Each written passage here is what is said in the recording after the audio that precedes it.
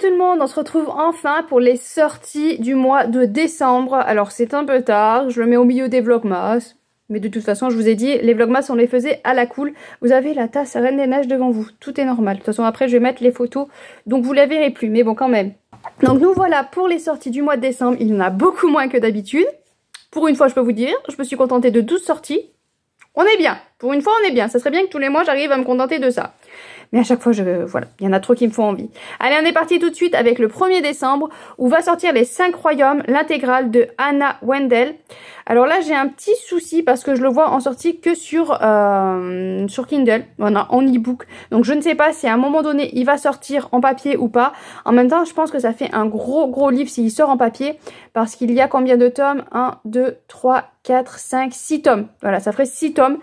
Donc je pense qu'en papier c'est peut-être trop compliqué, donc je sais pas. Je pense pas qu'il sorte en papier, mais en tout cas voilà, la sortie m'intéresse beaucoup.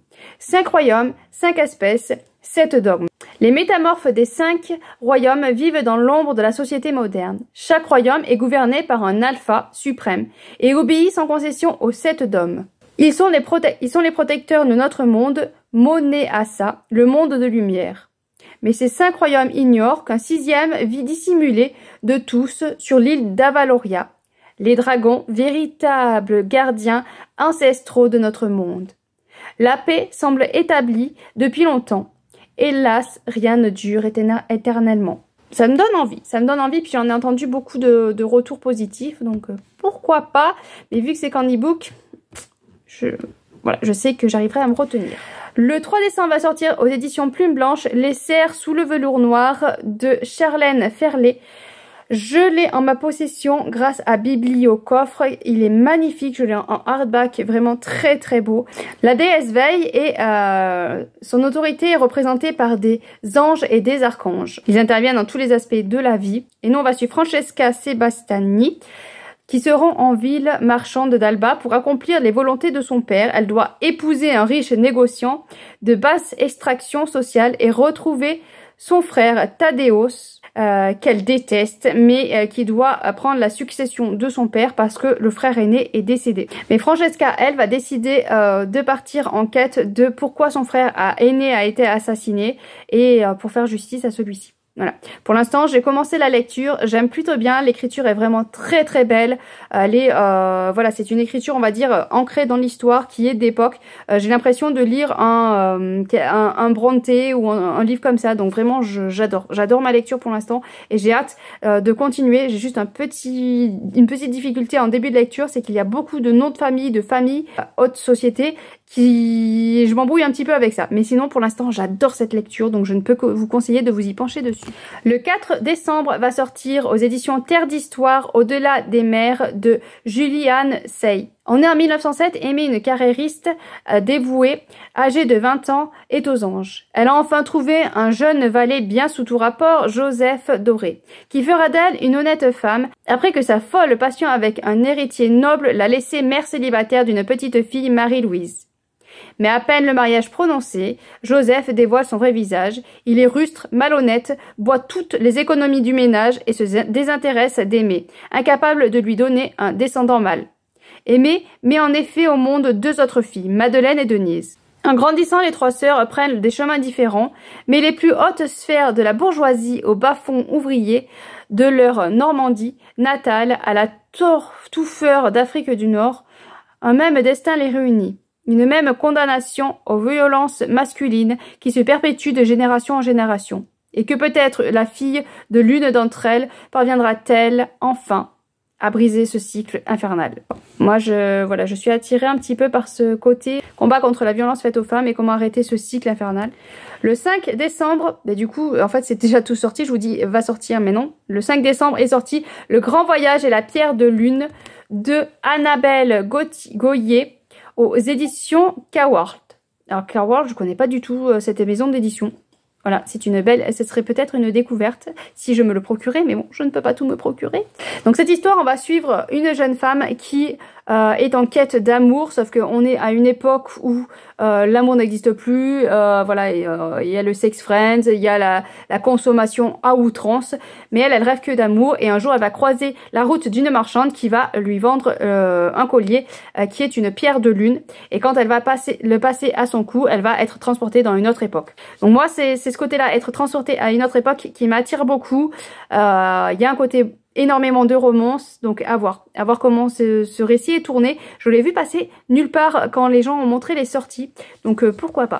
On va passer vite fait sur cette sortie, c'est Les Gardiens des Cités Perdues, le tome 9.5 de Shannon Messenger aux éditions Lumen. On est au tome 9.5. Jusqu'à combien de tomes ça va aller? J'avais vu à un moment donné que ça s'arrêtait à 10, mais est-ce que c'est le cas? Est-ce que c'est pas le cas? Ceux qui sont au courant, n'hésitez pas à me dire jusqu'à combien de tomes va aller Les Gardiens des Cités Perdues. Parce que moi j'ai lu que le tome 1 que j'avais énormément aimé, mais le problème c'est que je vois que il y a beaucoup de tomes. En plus on a avec des points 5 maintenant. Voilà, jamais on va s'en sortir avec cette saga. Donc moi j'aimerais bien avoir le point final de cette saga pour voir si je continue. Quand c'est que je pourrais continuer celle-ci. Pareil, on passe vite fait sur cette sortie qui sort le 5 décembre avec Cruelle Dame Fortune, le tome 2 de Chloé Gong aux éditions Sabran. J'ai 2 tomes dans cet univers-là. Donc j'ai 2 tomes, Ces plaisirs violents et Nos fins violentes, qui apparemment sont dans le même univers. Donc je sais pas voilà quel lien il y a entre les deux. Je me suis pas procuré cette deuxième saga qui est a priori dans le même univers parce que j'avoue que les couvertures me plaisent pas du tout. Donc si je vois que je veux rester dans cet univers là, voilà, peut-être que je me les procurerai, mais c'est vrai que les couvertures ce rose pétant là, j'ai beaucoup de mal, mais en tout cas voilà, ça sort le 5 décembre. Pareil, c'est un tome 2, donc on va y passer vite fait. C'est le 5 décembre qui sort chez Sabran, Le baiser amer des étoiles, le tome 2, L'emblème de nos vœux de Roshana Chosky, je vais pas y arriver, je suis désolée. Donc celui-là en fait c'est la couverture. Quand j'ai vu la couverture avec ce cheval, ce violet comme ça là, enfin vraiment elle est magnifique. Je ne me suis pas penchée sur cette saga parce que c'est fait que le résumé du tome 1 ne me plaisait pas du tout, mais là je ne pouvais que mettre voilà, il fallait que je mette ce livre là parce que la couverture est magnifique. Vraiment, elle est très belle. Après, ce serait dommage que je craque juste par rapport à sa belle couverture. Mais en tout cas, voilà. Elle est vraiment belle. Et le tome 1, c'est Les baisers amers des étoiles. Donc, je me le mets, voilà, sous le coude. Parce que si j'ai un moment donné, je vois des retours très positifs sur cette saga, il y a des chances que je craque. Mais c'est vrai que le tome 2, là, la couverture du tome 2, c'est une pépite.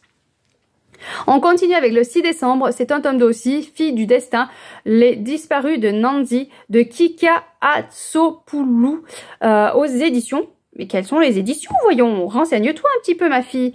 Aux éditions Razorby, non ça c'est en anglais, aux éditions Martinière Jeunesse. Pareil, c'est un tome 2, donc je ne vous fais pas un résumé, mais j'ai vu beaucoup de retours très positifs sur le tome 1, donc pourquoi pas. On va passer aussi vite fait sur cette sortie-là. Le 9 décembre va sortir Zoé Bentley, le tome 3, L'épaisseur du sang de Mike Homer. Il me semble que celui-là, je vous ai déjà parlé de sa sortie, donc j'ai l'impression que sa sortie a été repoussée. En tout cas, normalement, si tout va bien, ça sort le 9 décembre.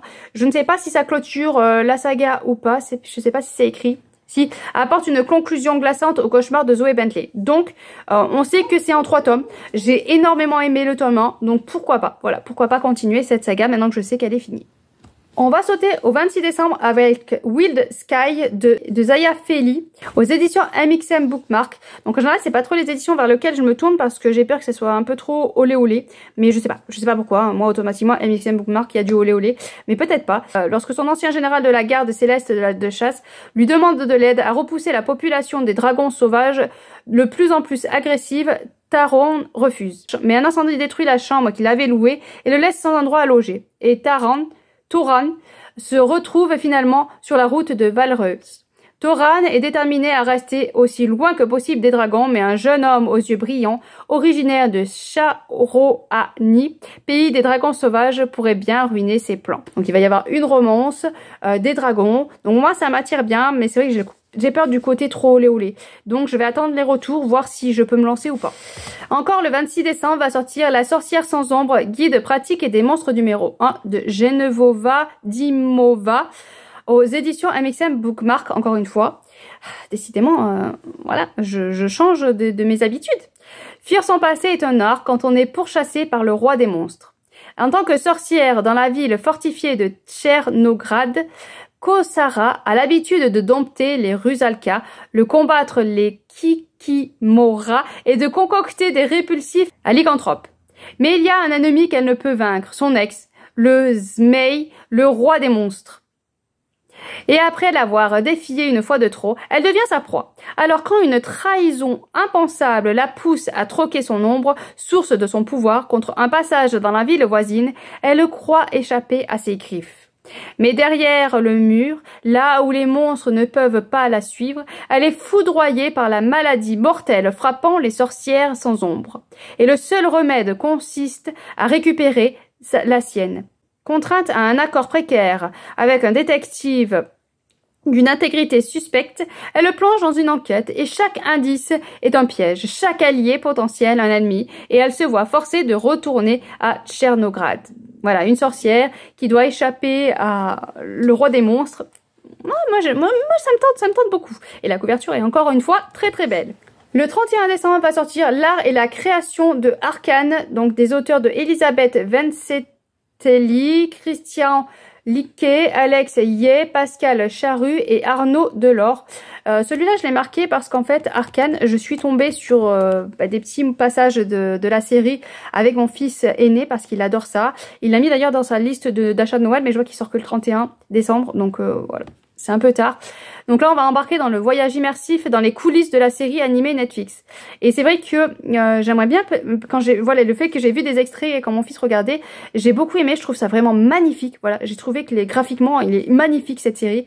Donc j'ai envie et j'aimerais bien peut-être un jour m'y plonger dedans quand même et regarder cette série. Donc j'ai noté ça surtout pour vous le signaler parce que j'ai vu que beaucoup ont adoré cette série et moi potentiellement je le regarderai. C'est vrai que j'ai pas trop suivi avec mon fils parce que il a regardé en anglais. il adore regarder, voilà, il aime beaucoup regarder les séries en anglais. Et donc moi, voilà, c'est pas quelque chose que j'apprécie beaucoup parce que j'apprécie. En plus, c'est magnifique, donc je préférerais regarder les images plus que passer mon temps à lire parce que je suis très longue à la lecture, surtout quand c'est un film. Donc voilà. Donc potentiellement, j'espère que c'est traduit d'ailleurs. Mais je crois qu'il m'a dit que oui. Donc voilà, potentiellement c'est une série que je regarderai et ça potentiellement que c'est un livre que j'offrirai à mon fils peut-être s'il a le bac ou je sais pas. Voilà, un petit cadeau comme ça, sous le pied de la main. Sous le pied de la main. Waouh, cette expression, je sais pas d'où elle sort. Allez, voilà pour les sorties du mois de décembre. Donc il y en a très peu et j'avoue que je suis pas plus que ça tentée de craquer.